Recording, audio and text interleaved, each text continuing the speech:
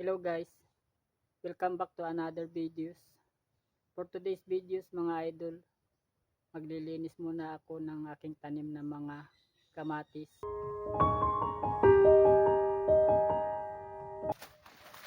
Ito ang aking kamatisan mga idol.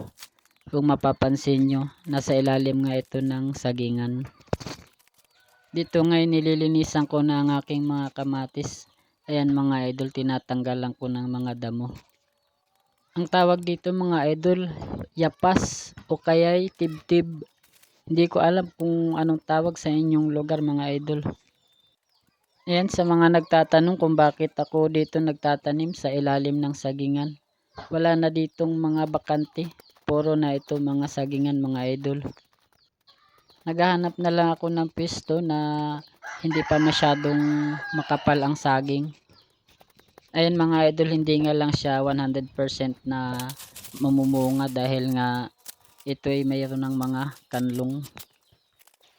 Ayan, kahit nga hindi siya 100% na mamunga, ang target ko lang dito mga idol, laging ma-maintain ang linis ng mga saging. Madami na nga ang mga tuyong dahon mga idol. Kailangan na nating tanggalin para hindi makasagabal sa ating tanim. Madami nga guys ang nagsasabi na hindi raw makakabunga yung aking tanim. Di naman ako naniniwala dun mga idol. Dahil subok ko na ang ganitong pagtatanim. Ayan nga mga idol, pagkatapos nga ng buong maghapon, ito nga't malinis na ang aking mga tanim na mga kamatis. Ayan, sulit naman ang pagod mga idol. Dahil nakakatanggal na ng pagod pag makikita natin na malinis na ang ating taniman.